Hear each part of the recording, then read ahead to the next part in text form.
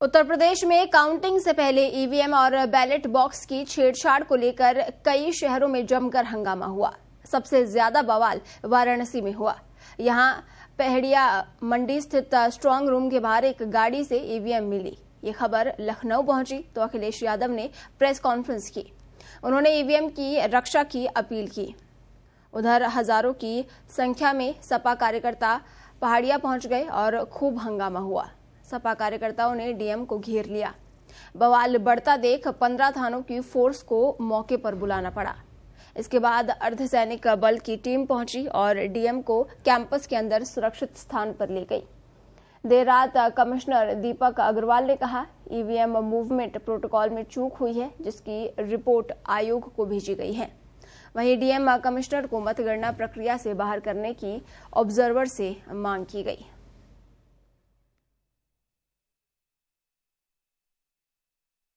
वजह है कि बिना सिक्योरिटी, बिना इतने इंतजाम के ईवीएम्स जा रही हैं और ईवीएम्स के बारे में ये मानना है कि किसी भी वेयर हाउस में रखी हो या किसी भी स्ट्रांग रूम में रखी हो तो बिना प्रत्याशी के जानकारी के आप मूव नहीं कर सकते हैं। अगर आपको ईवीएम्स को मूव करना है तो कम से कम जो प्रत्याशी चुनाव लड़ रहे हैं उनकी जानकारी में होना चाहिए। और सोचिए, मुख्यमंत्री आवास से प्रमुख सचिव, मुख्यमंत्री जगह जगह फोन कर रहे हो और डीएम्स को बता रहे हो। ये घबरा गए उसी दिन जिस दिन अखबारों में कुछ जगह आया कि कहीं पार्क की सफाई हो रही है, कहीं घर की सफाई हो रही है। और आप में से वो लोग हैं जो जमीन पर घूमे हैं, जो जमीन पर चुनाव चल रहा है, वो भारतीय जनता पार्टी के खिलाफ था। जनता के अंदर नाराजगी थी। ये जो कल एग्जिट पोल आए हैं, मैं एग्जिट पोल पर बोलना नहीं चाहता था, लेकिन जो एग्जिट पोल आए हैं वो कहीं ना कहीं परसेप्शन ये क्रिएट करना चाहते हैं कि हाँ, भारतीय जनता पार्टी जीत रही है, जिससे वो चोरी भी करें अगर, वो भी ना पता लगे कि हाँ चोरी हुई है। इसीलिए अगर हमने वोट दिया है तो मैं अपने नौजवानों से, किसानों से और आम लोगों को कहूंगा कि उतनी हमारी जिम्मेदारी बनती है कि वोट को हम बचाएं। अगर वोट नहीं गिना जाएगा तो लोकतंत्र कहां जाएगा? और ये लोकतंत्र की आखिरी लड़ाई है। मैंने कई बार कहा कि उत्तर प्रदेश का चुनाव लोकतंत्र की आखिरी लड़ाई है। इसके बाद तो जनता को क्रांति करनी पड़ेगी, तभी बदलाव आएगा।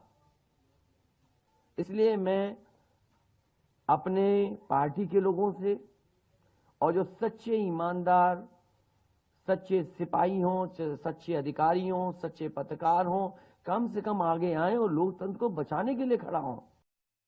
और इस खबर पर ज्यादा जानकारी के लिए हमारे सहयोगी आनंद मणि इस वक्त लखनऊ से फोन लाइन पर जुड़े हैं। आनंद, ईवीएम और बैलेट बॉक्स के साथ छेड़छाड़ का मामला सामने आया है और ऐसे में सपा के कार्यकर्ताओं ने कई जगहों पर हंगामा किया है। किस तरह से इसको पूरे मामले को देखते हैं? ईवीएम को लेकर जो बातें आ रही हैं वो बहुत सारी जो घटनाक्रम सामने आया है उसमें कई जगह प्रोटोकॉल का उल्लंघन पाया गया। जो जिस तरह से उसको रखरखाव था वो नहीं किया, उसके खिलाफ कार्रवाई की जा रही। चुनाव आयोग लगातार उस मामले पर निगरानी बनाए हुआ। लेकिन हम आपको बता दें कि ईवीएम से छेड़छाड़ का मामला या ईवीएम को लेकर उठता विवाद आज का नहीं है। जब कोई पार्टी उसको लेकर, वोटिंग को लेकर हतोत्साहित दिखती है या उसको कहीं न कहीं आशंका नजर आती है कोई किसी भी विषय वस्तु की, तो वो इस तरह की चीजें जाहिर करना शुरू कर देती है। चाहे पश्चिम बंगाल का इलेक्शन रहा हो, चाहे तमिलनाडु का इलेक्शन रहा, चाहे कर्नाटक का इलेक्शन रहा हो, चाहे गोवा का इलेक्शन रहा हो। बिहार में हम देख चुके हैं कि किस तरह से ईवीएम को लेकर विवाद हुआ था। अंतिम चरण में तेजस्वी यादव ने किस तरह से आरोप लगाए थे। तो ये विवाद नया नहीं है।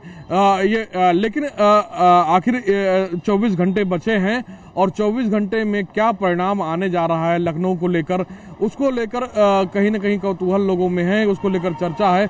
और जो एग्जिट्स पोल आए हैं उसके कारण कहीं न कहीं कुछ चंक्स में हतोत्साहन या कुछ चंक्स में बहुत उत्साह, बेहद उत्साह इस तरह का दिखाई पड़ रहा है। ये अलग बात है कि आज तक के जो एग्जिट पोल आए हैं उनके परिणाम बहुत विश्वसनीय नहीं रहे हैं। लेकिन कहीं ना कहीं जो जीत हार का जो मामला है उत्तर प्रदेश के सपा और भाजपा का जो मामला है, जो आमने सामने दोनों पार्टियां लड़ रही, जो लड़ाई जिसकी थी वो भाजपा से ही थी। तो ऐसे में कांटे की टक्कर की लड़ाई में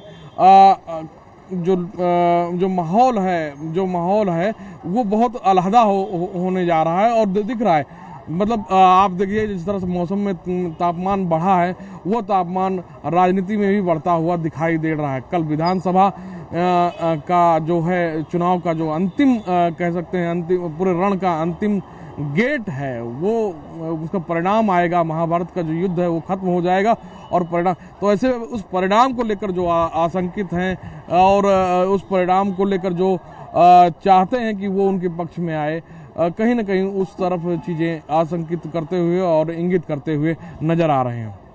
जी आनंद, जिस तरह से हमने लगातार देखा है अलग अलग चुनाव में हमेशा ये मुद्दा जरूर उठता है वीवीपैट और बैलेट बॉक्स को लेकर, तो कहीं ना कहीं ये कहा जा सकता है कि जो जनहित के मुद्दे हैं उनसे ज्यादा भारी ये मुद्दा बनने लगा है।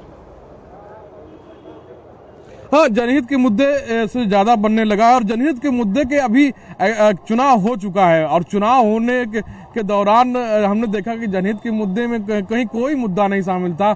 और बड़ी बात है उत्तर प्रदेश के चुनाव में कि इस बार कोई बड़ा मुद्दा नहीं दिखाया। फुटकर में अलग अलग चरण में अलग अलग छोटे छोटे पॉकेट्स में अलग अलग बने हैं, लेकिन अगर कोई बड़े पर्सपेक्टिव में तो वो बड़े पर्सपेक्टिव में कुछ नजर नहीं है। हमारे साथ हैं कुछ लोग हैं, हम उनसे बात करते हैं कि इस बार चुनाव में क्या मुद्दा रहा और ईवीएम मुद्दा क्यों बनता हुआ दिखाई पड़ा। क्या नाम है सर आपका? अनुज सिंह।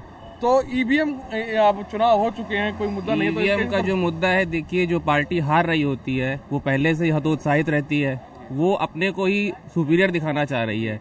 लेकिन जैसा कि आपने बताया कि बंगाल, बिहार सबका आपने विश्लेषण कर दिया है, उसी हिसाब से अखिलेश जी बता रहे हैं कि ईवीएम से छेड़छाड़ हो रही है क्योंकि उनकी सरकार बन नहीं रही है, बाबा की सरकार बन रही है और पूर्ण बहुमत की सरकार बन रही है। मेरा जो प्रेडिक्शन जा रहा है वो 230 से 270 के बीच में पलट के बाबा की सरकार बनेगी। और ये आपके यूपी के 35 साल के इतिहास में पहली बार होगा कि कोई सरकार जो है वो रिटर्न आ रही है और डबल सीएम बन रहा है। नहीं तो ईवीएम को लेकर जो प्रोटोकॉल का उल्लंघन अभी कहीं गाड़ियां टूटी फूटी या उनको लाया ले जाने में वो तो देखिए भाई, आपका प्रदेश इतना बड़ा है, जनसंख्या आपकी इतनी बड़ी है, तो थोड़ा बहुत तो होगा। अगर आपका परिवार है, अगर आपके परिवार में 25 लोग हैं तो कोई ना कोई टूट फूट ऊपर नीचे तो चलता रहेगा ना। लेकिन हमारा प्रशासन शासन सब चीज को मैनेज कर रहा है। ये सिर्फ कहने की बातें हैं कि ईवीएम से छेड़छाड़ हो रही है, बैलेट से छेड़छाड़ हो रही है, ऐसा कुछ भी नहीं है। ये कह रहे शासन प्रशासन सब मैनेज कर रहा है, तो कहीं इसी मैनेजमेंट को लेकर तो विवाद नहीं हो रहा है? नहीं, ऐसा कुछ नहीं है सर, ये तो विपक्ष का फंदा है। जब वो हारते हुए नजर आता है तो कहता है ईवीएम खराब हो गई, और जब बीजेपी कहीं पे हार जाती है तो कहती है हाँ ईवीएम सही हो गई। तो ये इनके फंदे हैं, ये ऐसे ही ठीकरा दूसरे ईवीएम पे फोड़ देते हैं हार का लोग। तो जनता का मुद्दा आपके चुनाव से गायब रहे, ईवीएम मुद्दा बनता हुआ आज दिख रहा है। 24 घंटे परिणाम आने वाला है। ईवीएम का सर कोई मुद्दा नहीं है, ये तो बस इनका ढोंग है। हाँ, ये लोग ढोंग करते हैं विपक्ष वाले। अगर कुछ होता है तो कहते हैं कि भाई ईवीएम खराब हो गई इसलिए मैं हार गया, तो और जी ईवीएम खराब हो गई इसलिए हार गया, लेकिन अपने हार का मंथन नहीं करते हैं कि आखिर ये हारे क्यों है। इसको इनको सोचना चाहिए कि आखिर इनके अंदर क्या कमी है जिसके वजह से ये हार जा रहे हैं। तो आप ये देख रहे हैं कि क्या है ईवीएम को लेकर लोग बहुत क्लियर हैं, आम जनता बहुत क्लियर है कि किस तरह से मतलब सुरक्षित है और किस तरह नहीं। और इस बार तो वीवीपैट पर काफी निकाला गया है, पर्चियां भी निकाली गई हैं और तमाम तरह के जो विवाद रहे हैं उनको खत्म। अभी पिछले दिनों मुझे एक जो गाजीपुर का मामला रहा उसमें पता लगा कि जो टेस्टिंग रही है, टेस्टिंग के समय जो पर्चियां निकली थी उसको लेकर विवाद कर दिया गया। तो आप कैसे ईवीएम विभाग को किस तरह देखते हैं? देखिए भाई, जब कोई पार्टी हारता है, मतलब कोई भी हारता है, तो पैर से भी गिराना चाहता है, जबान से भी गिराना चाहता है। वैसे हमको तो नहीं समझ में आया कि ईवीएम में कोई छेड़छाड़ हो रही है। जो गिरता है वो तो तरह तरह की बातें करेगा ही। तो आप ये समझ रहे हैं कि जो गिरता है वो तरह तरह की बातें करेगा और यही अमूमन ये बात सामने आ रही है। और इस तरह से बात की जो सामने आ रही है कि ईवीएम बहुत मतलब कहीं ईवीएम से छिड़काने का कोई मैटर नहीं है, बस ये है कि आरोप प्रत्यारोप आयोग का क्या कहना है? चुनाव आयोग ने फिलहाल इस मामले को लेकर जो अभी प्रोटोकॉल का उल्लंघन वाली बात आई थी उसमें कार्रवाई की है। उसमें वो देख रहे हैं कि उसमें किस तरह से उसको किया जा सकता है, क्या ईवीएम मतलब नुकसान पहुंचा है या ईवीएम सुरक्षित है, ये सब जानकारी लेकर उसके अनुसार वो कार्रवाई करेंगे।